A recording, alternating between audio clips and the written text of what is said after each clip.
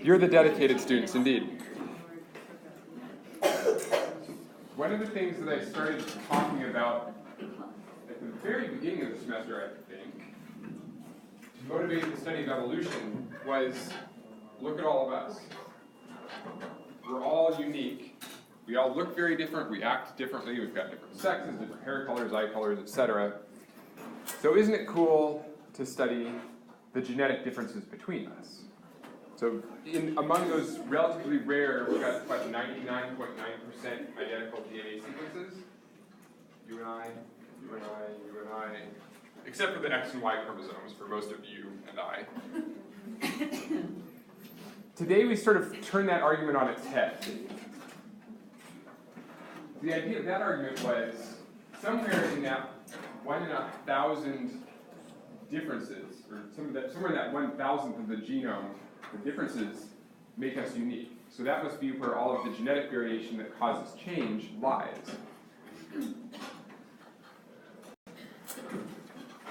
And that has something to do with the topic for today, the neutral theory of molecular evolution. It's a little bit different. So the goals today are to understand at a very sort of 30,000 foot level how DNA and protein sequences change over time. What sort of patterns might we expect when we look at the same gene in two different species? Could we predict what sorts of mutations would have happened? Which ones are more likely to happen? So we'll talk about the categories of mutations today in class briefly, which has something to do with the idea of distinguishing synonymous and non-synonymous mutations, bringing back the concept from genetics. We'll go into details a little bit about the neutral theory and how it's related to the idea of non-synonymous versus synonymous mutations, and specifically this concept of the Ka to Ks ratio. So that's the very specific topic we're going to deal with today. It's a ratio that tells us something about how a gene or a protein is evolving. If it's evolving because natural selection is actually trying to push change, that is change beneficial, or is natural selection trying to conserve the function of a protein or a gene? Is change being selected against? And these are also called positive selection or diversifying selection. That's one type of selection. And there's negative selection or purifying selection.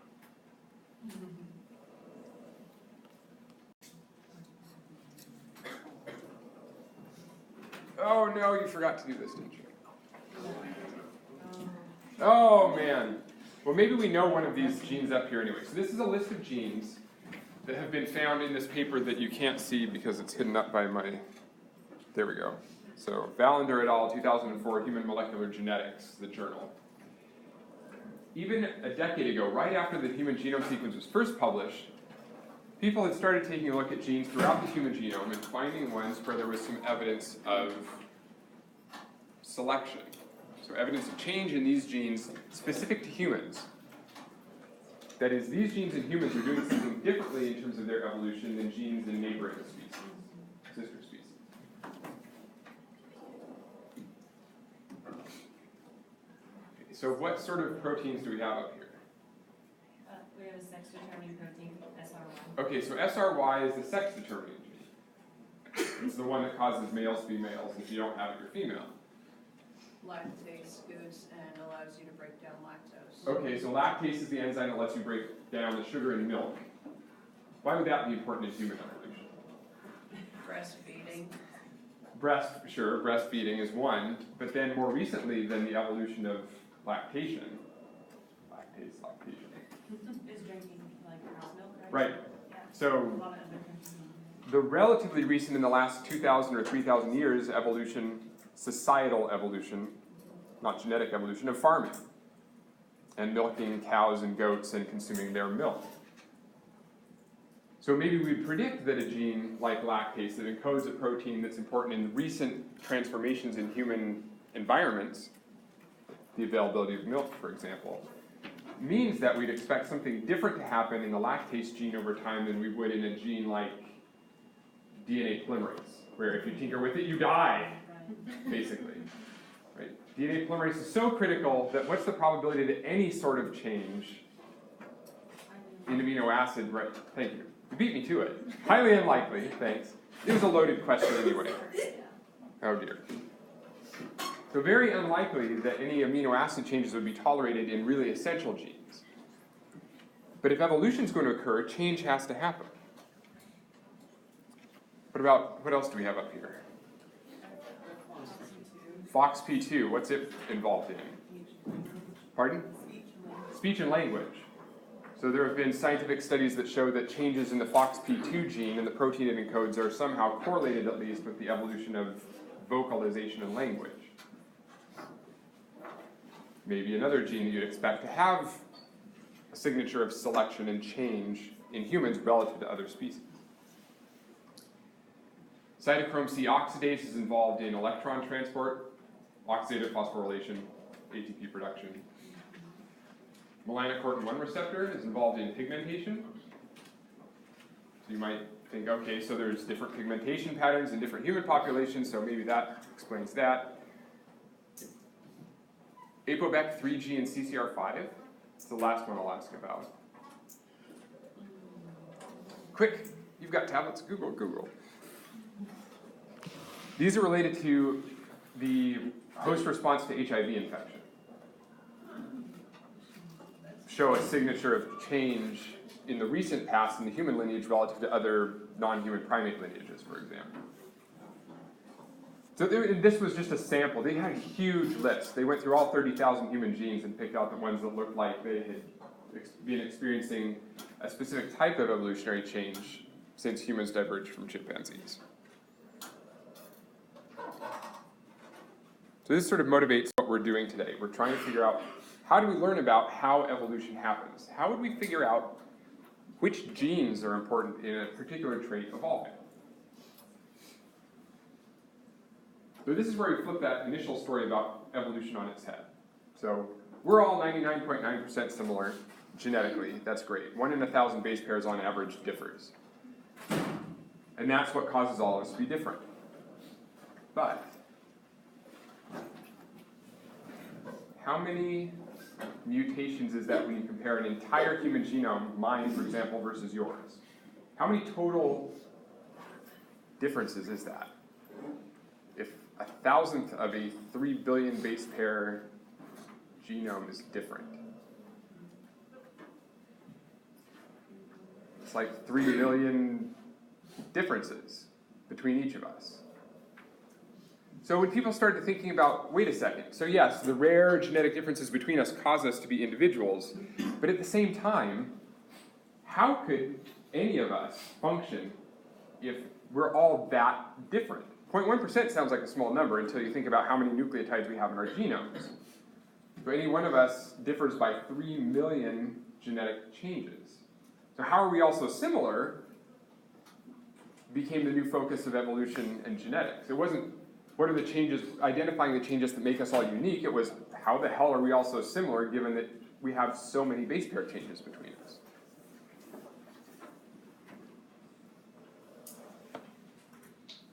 So what does that suggest about mutation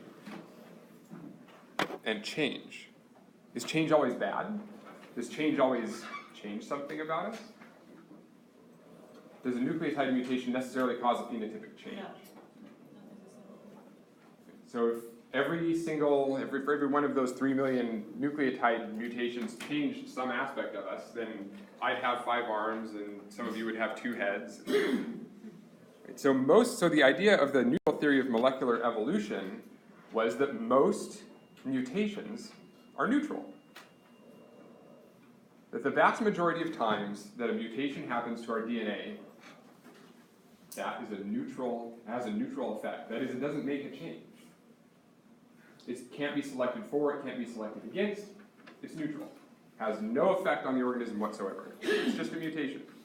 Change the DNA sequence, so what?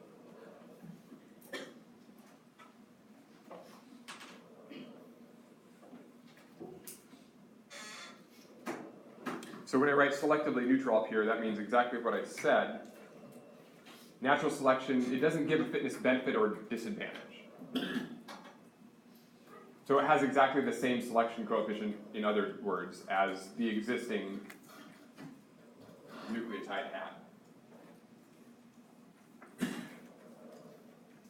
DNA sequence change, but it changes nothing about the phenotype.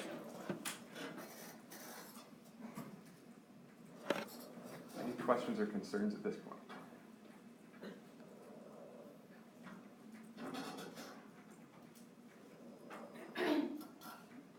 So to recap, the idea is mutation happens, most of the time it doesn't do anything. It's very rare mutations that actually cause a phenotypic change.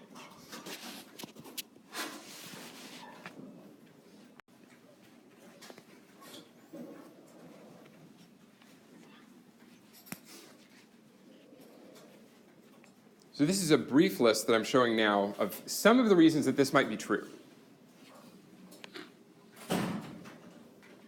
So this is an important list to consider for the future. Why is it that most mutations you wouldn't expect to have an effect on an organism?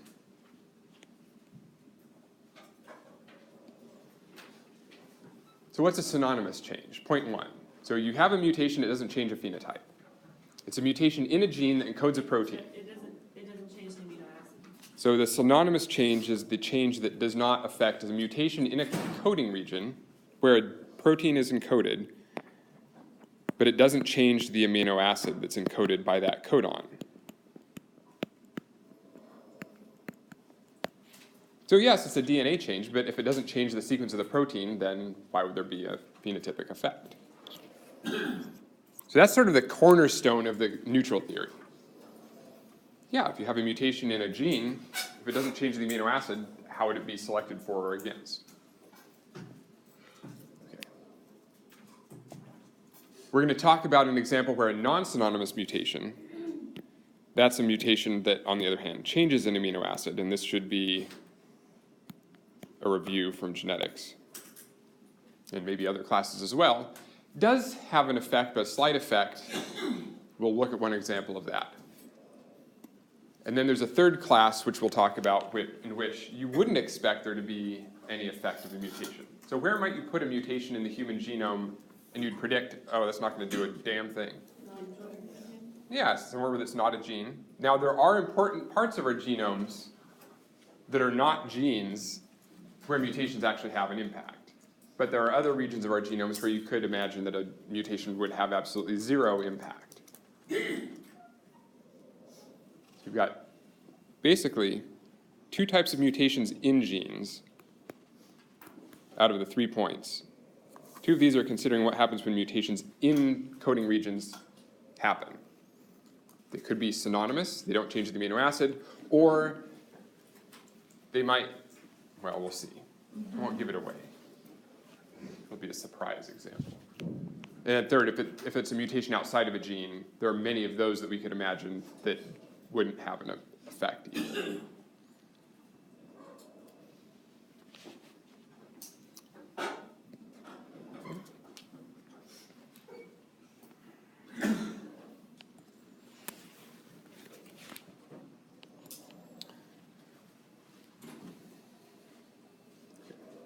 But what's a degenerate codon? Here's the codon table. We use it to translate codons into the amino acids that they encode. What's true about proline, for example? How many codons are there that encode proline? Right, we've got 4.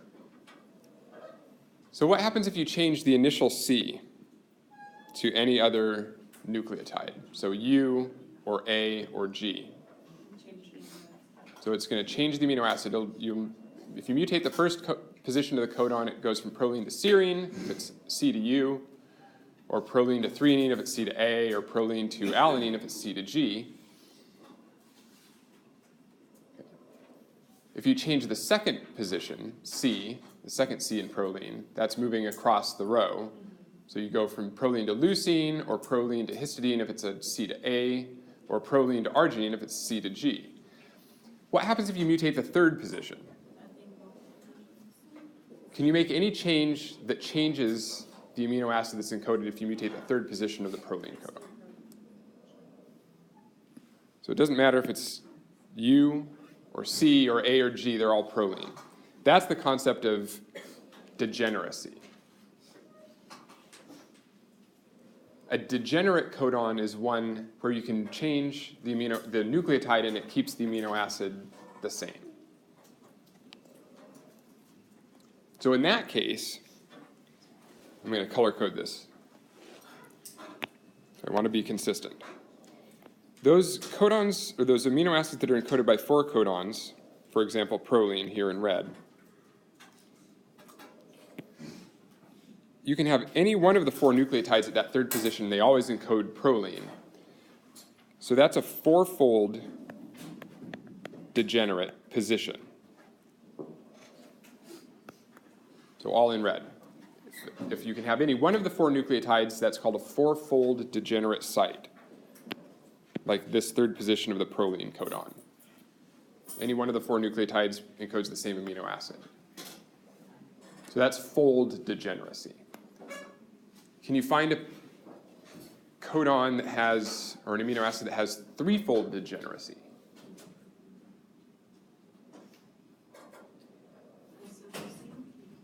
Okay, so the comment here was isoleucine. So one of the rare, in fact, is that the only one that's encoded by 3 codons? Yeah. So isoleucine is 3-fold degenerate. You could have a U or a C or an A, so 3 of the third position nucleotides all encode isoleucine, but if you happen to get a G, it's methionine. So what does that make methionine? It's only encoded by a single codon. It's the start codon. Methionine and tryptophan are the only 2 amino acids that are encoded by a single codon. So those are non-degenerate.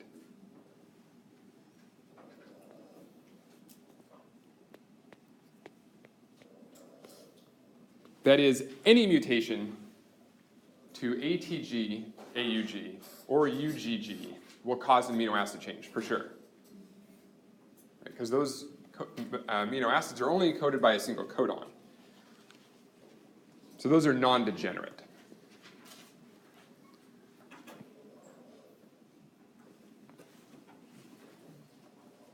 What about 2-fold degenerate? What's an example of a 2-fold degenerate site? Tyrosine. Okay, so I heard tyrosine. Now I just have to find tyrosine. Okay, up here. So which position of the tyrosine codon was 2-fold degenerate? The first, second, or third? Third. Okay, so the third position of tyrosine, do that in blue. Right. Only 2 of the 4 nucleotides encode tyrosine, the other 2 encode stop codons. So that's an example of a 2-fold degenerate site.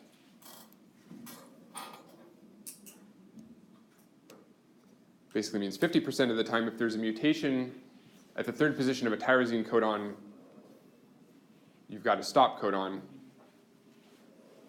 So if you already have UAC and you know that there's a mutation at the third position, what's the probability of staying tyrosine? So if you have this codon, UAC, and you know a mutation happens at the third position, what's the probability that that amino acid stays the same and doesn't turn into a stop codon? Well, you're already this, so there are only 3 other, if it's a mutation, there's either going to be 1, 2, 3 different possibilities. It's either going to change from a C to U, or C to an A, or C to a G. So you've got a 33% chance, if you're already tyrosine, the mutation at the third position would keep you the same. Mutation. If it's a mutation, it's a change from C. So you've got a 1 in 3 chance, U, that it stays tyrosine, and a 2 out of 3 chance, A or G, that that tyrosine codon becomes a stop codon. So what does it all have to do with the neutral theory?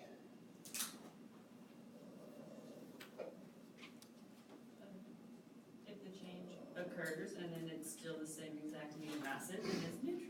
Okay, so we've got a lot of sites up here that are 4-fold degenerate. And some sites that are 3-fold degenerate, and some sites that are 2-fold degenerate. And which position in the codon are all of those? The third. So far, we've just been talking about third position changes. So you change the last position nucleotide in a codon. If a mutation happens with the third nucleotide, a lot of times up here, those are 4-fold. So if you look at all of the squares that say they're encoded by 4 codons, all of these boxes encode 4-fold degenerate third positions. The only 2 amino acids that don't have any sort of degeneracy, as we talked about earlier, are methionine and tryptophan. So most of the codons in the codon table have some sort of degeneracy, meaning mutations won't change the amino acid. Some will, most won't. That's third position. What happens when mutations happen in the first or the second position?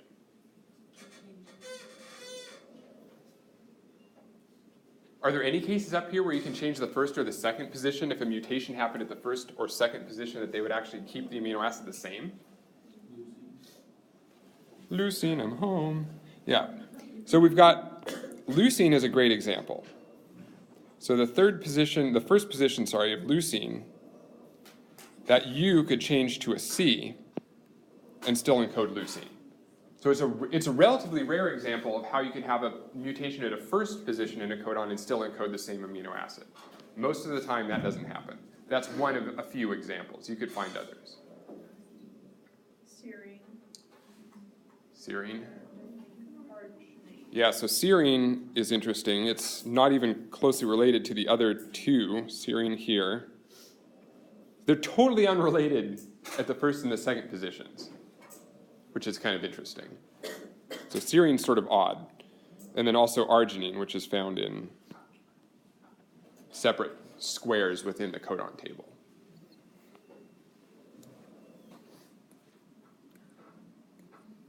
So the expectation, what's the prediction then? If you're looking for synonymous changes, go ahead. It'd be kind of difficult to have the non-synonymous because of all the degenerate types. Okay, so there's degeneracy. So if selective neutrality occurs, if there's a mutation and it doesn't change the amino acid, where in the codon are we going to expect to find it? First position, second position, third position. Yeah, the third position.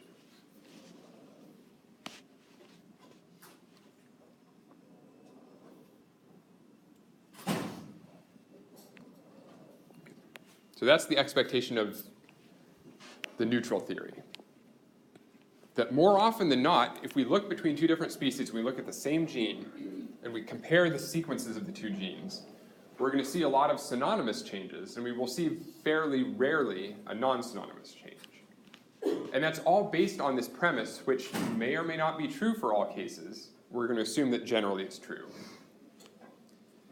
That non-synonymous mutations, because they cause a change, are often going to be deleterious. Sometimes they're beneficial, though.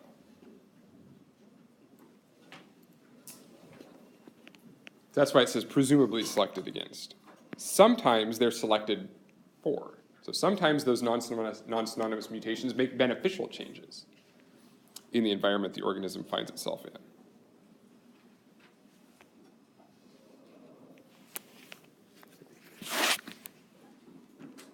I'm not going to go through this in class, but it's a useful exercise maybe for you to do. I'll post a key of this. So in this amino acid sequence and nucleotide alignment down here in the bottom, I'm imagining that there was this series of 7 codons, starting with UUU, and way back in time, a long time ago, that sequence of codons spelled Fresnin in single-letter amino acid code. And over time, there were mutations to those 7 codons, so you can see them as they arise. So for example, a long time ago, that third position of the phenylalanine codon was U, and then it was U, and then it was U. And then recently, there was a mutation from U to C in the third position. Is it synonymous or non-synonymous? Synonymous, because in present day, we still have an F there. But there were other positions in Fresnin that mutated that were non-synonymous, which is why now it's Fres-yes. You can't do Fresno in amino acid language because there's no O amino acid, so I had to change it a little bit. So look at every codon through time and figure out which of these mutations are synonymous or non-synonymous. That's pretty straightforward. If the amino acid changes, it's non-synonymous. But then map each of those mutations to, is it at a 4-fold degenerate site, a 3-fold degenerate site, or a 2-fold degenerate site. fact, and I don't think any of these were threefold, which is why I didn't ask you to pinpoint which of these mutations was synonymous at a threefold site. So that's a good sort of exercise to go through in preparation for the final, whenever that is. Now, here's a case study in selective neutrality. So up until this point, it's all DNA sequences I've made up and talking about expectations and theory. So one of the earliest studies that a lot of people, including the authors of your textbooks, cite was this comparison of messenger RNA of the same gene between two relatively closely related species. Sea urchins, if I remember correctly. And so the numbers across the top are just which codon we're looking at. And where did all of these sequence changes occur when you compare these two distant, relatively similar, relatively distant related species? They're all changes only at the third position. And how many of those actually changed the amino acid? None. So this amino acid sequence that's written there on the bottom is the amino acid sequence that's present in both species. They're not showing us the comparison because they're all identical. So this was an early example of how people thought, well, okay, maybe selective neutrality really does work. There are mutations, but this is a histone gene. The protein that all of our DNA wraps around is kind of an important protein. We make a lot of it. It's kind of critical for DNA packaging. And so there are these mutations. So if you compare these two sequences from two species, the same gene, you see mutations. There's difference. But at the amino acid level, there's no difference. All of these happen at synonymous sites. So all synonymous changes. So that's sort of cornerstone one of the reasons why selective neutrality could occur. A lot of mutations happen and don't change the amino acid sequence.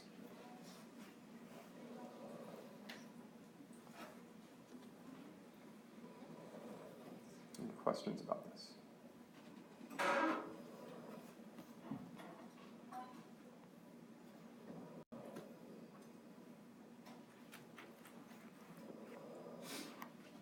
This is another example of the same thing, or it was, until I lost the connection.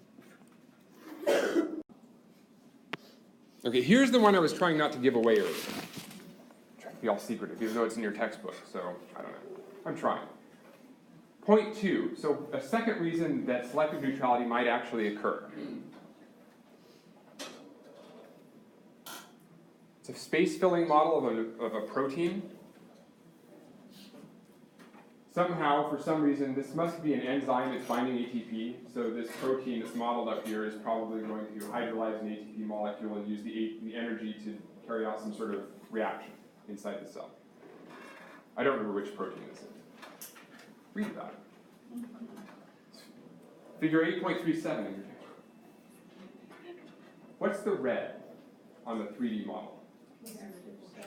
Oh, indeed, so it's the conserved regions. It's where ATP is binding, so this is the active site. So what does it mean to be conserved? It means that when you compare, as it says down here next to the scale, that conserved is red, blue amino acids are divergent. When you compare this enzyme in humans, rats, and chickens, the question was, where do you see mostly the same amino acid regardless of which species you're looking at? Those are the red amino acids. You're looking at human, rat, chicken, where ATP binds, the active site, which you'd probably predict, is conserved. It doesn't change from species to species. But where in the protein do you see amino acids that can change? Around the outside. Basically everywhere else. Yeah, everything that's blue here, when you look in human, rat, chicken, there's no conservation. It could be totally different amino acids, or at least relatively distantly related amino acids. Why? Change in amino acid doesn't affect, presumably, the way this enzyme functions. Because all those activities are happening there in the active site where it's red. So where would you predict you might see more mutations in any sort of protein? What sort of proteins? So So enzymes, yeah, active site you expect to be more conserved, fewer mutations there. Other parts of the protein, maybe anything goes. What other sorts of interactions do proteins have that might lead you to expect fewer mutations in certain areas than others? So what sort of we've got an ATP binding site here. Are you thinking about something different? But yes, you're right. So active sites, binding sites. What about the allosteric, the one that does not bind to the binding? So there's a binding site example. So an allosteric regulator. So when a small molecule binds, it's not one that's going to be cleaved or used in a chemical reaction. It just changes the shape of a protein. So a small molecule like what did we talk about in genetics? The very end of last semester, those of you that were there. Talking about allosteric effects. So lactose is an allosteric inhibitor. Binds to a protein, it changes its shape. So you might expect places where any sort of small molecule binds, including other proteins. So it's often the case that two proteins physically interact with each other to carry out functions inside the cell. So you might expect the spots where those two proteins contact each other would be highly conserved. But at other places, mutations might be selectively neutral. They don't impact the ability of those proteins to bind to each other. That's, by the way, why the seminogelin proteins and the zona pellucida proteins were in that list that I showed at the start of class, list of genes that are known in humans to be influenced by selection. Sperm-egg interactions, which are mediated by proteins that are on the surface of the sperm and the surface of the egg. That's an example of two proteins that actually have to physically interact. Why? It has to penetrate through the membrane. Yeah, so the sperm actually has to bind to the oocyte to get the sperm nucleus into the oocyte. And if that protein recognition doesn't occur, you get no fertilization. And this is something that happens in most species. There's a specific species-specific interaction between the proteins that are on the sperm and on the egg. So why is that important for human evolution? Well, if it doesn't fertilize, there is no human being, so no immunity. Right, so if you don't get fertilization, if you have an amino acid change in one of those two players, the protein that's on the surface of the oocyte or the protein that's on the surface of the sperm, you get no fertilization. What's your fitness? 0.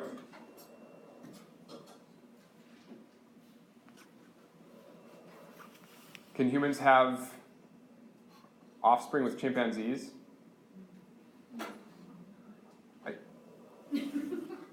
I hope not. Has anybody tried? No, I didn't. Sorry. I shouldn't go there. At my professor's day, we've only tried the sheep. Oh,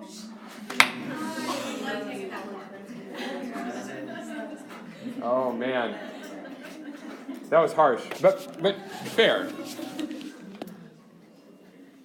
And that didn't work either. And presumably, as far as we know,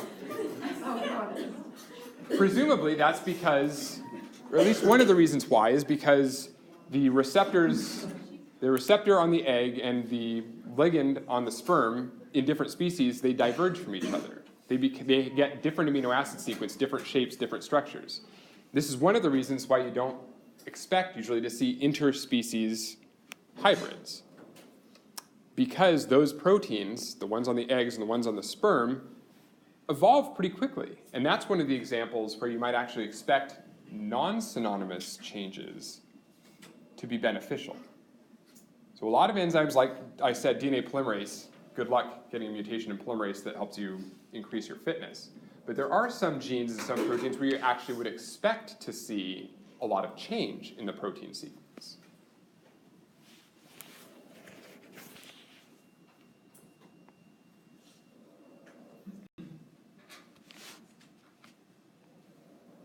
Okay, and then the third point we already sort of discussed a little bit. There are regions of the genome where mutations can happen, but those mutations wouldn't be happening in coding regions for proteins.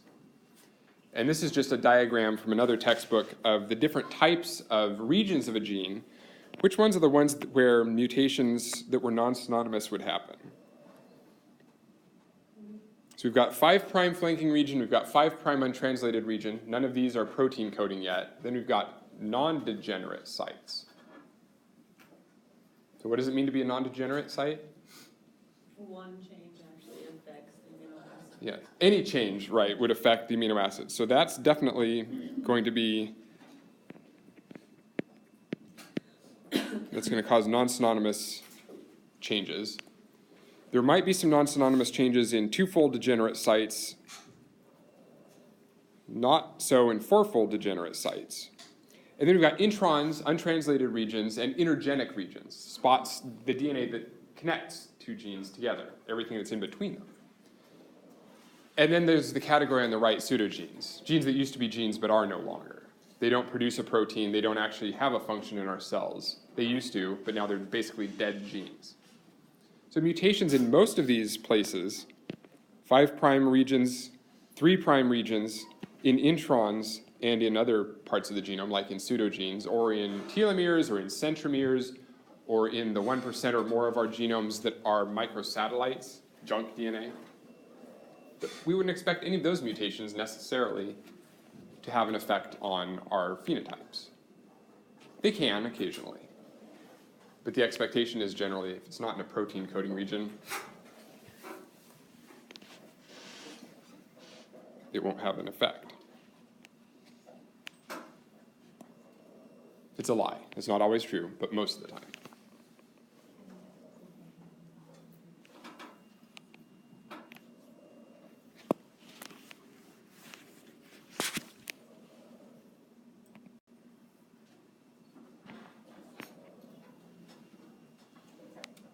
So here's the insulin gene.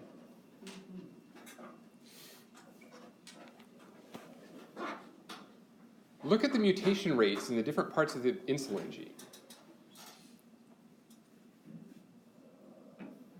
These are not mutation rates. These are the number of changes observed when you compare insulin genes from different species. So where do we see the fewest substitutions, changes in the insulin gene?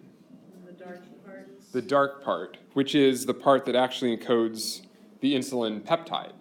So those regions of that single gene, so we don't just have to take a look at an entire gene. You can actually look within genes and say, so do we see, as would be predicted by the previous slide, more mutations in introns, for example, than in exons? And it's true. So when you compare the same gene across species that are very divergent, inside the part of the gene that encodes the protein, we see a low number of substitutions or changes per million years or per year. But it's in, for example, the signal peptide and the C peptide that are parts of the gene that are important but don't actually perform the insulin function, you see increased almost 6-fold higher rates of change when you compare the same gene between two species. So if I show you something like this, I'd like you to be able to predict. If I show you a diagram of a gene, tell me where do you expect you would observe more changes that are neutral? Possibly in regions that encode proteins that aren't actually responsible for the function of, in this case, insulin.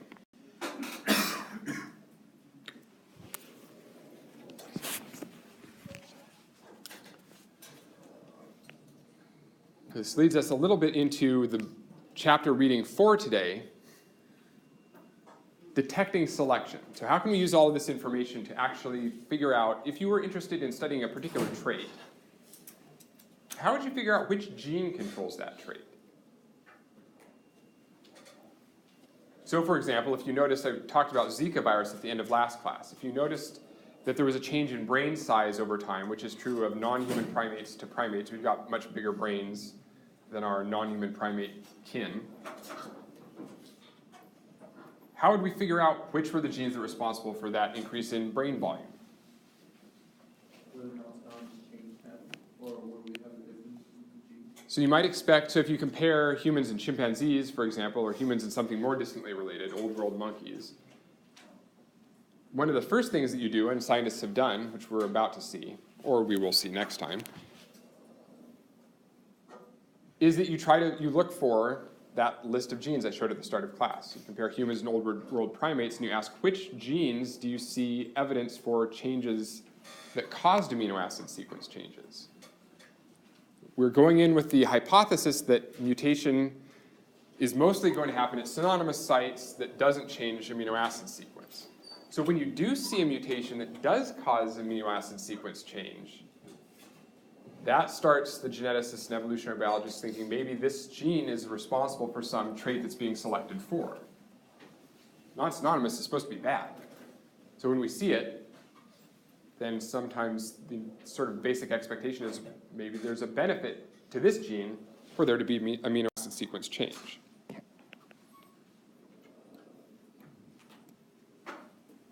So that's basically the answer to this question.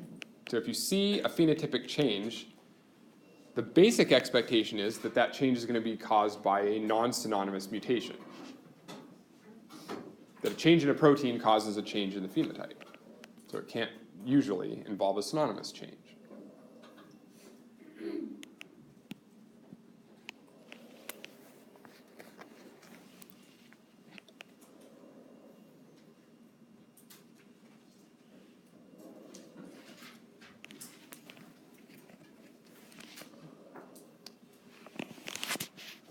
Any questions up to this point? So we've done the concepts of fold degeneracy in the codon table, non-degenerate, two-fold, three-fold, four-fold degenerate codons. We've talked about the different principles of why you might expect selective neutrality to occur. Mutations could occur in parts of proteins that aren't important in performing functions of those proteins. Mutations could be in degenerate sites. They might not actually change synonymous. They might not actually change the amino acid that's encoded. Or they might happen in regions of the genome that don't perform vital functions.